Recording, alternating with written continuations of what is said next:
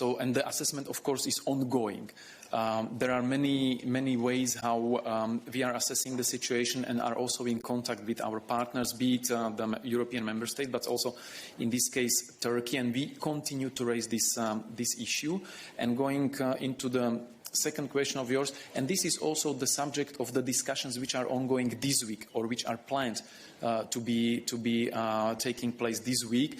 I can speak on the external front about the extraordinary Foreign Affairs Council, which was called by High Representative Josep Borrell yesterday to take place later this week. And there is also informal meeting of the foreign ministers, which was already planned, where Turkey is going to be discussed also. So the assessment, you can see it as a process which is ongoing and fed through or by different discussions at different forums and different levels. But the bottom line is that we stick to the agreement or to the EU-Turkey statement. We expect Turkey to honor its obligations and its commitments stemming from this deal, and all the efforts currently exercised by the EU are focused on going back to the normality of the situation in fulfilling this deal.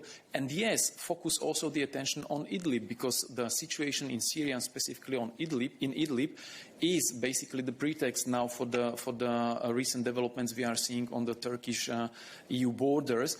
And this is the point HRVP was making in his statements and in his actions already before, that what is needed in Idlib is urgent de-escalation. He called on behalf of the EU on all the parties involved in this, especially the Syrian regime supported by the Russian backers, to stop the ongoing activities, military activities in Idlib, because they are creating inhuman conditions and causing unspeakable human suffering, which is then producing the flows of refugees into Turkey and then forces Turkey to take the steps we are witnessing right now.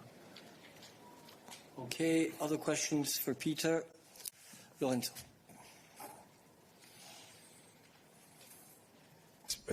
Peter,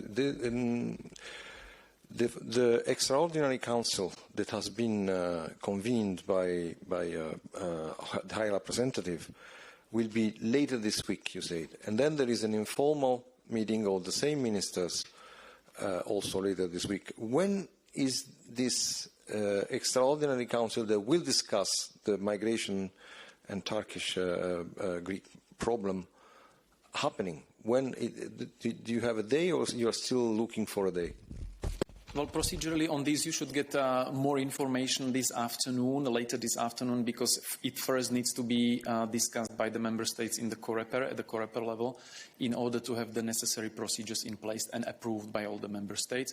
But indeed, I mean, the ministers will have anyway the opportunity to discuss at the informal meeting, but then to have the formal FAC that will take place later this week. I think you can see already the logic, like the sequence of the steps, like first having informal discussions and then formal discussions and possibly also decisions. But let's wait for the procedures to take their course. And as I said, later this afternoon, we will already be able to tell you the place and the exact date. Okay, have lots and lots of questions still for Peter over there on the right.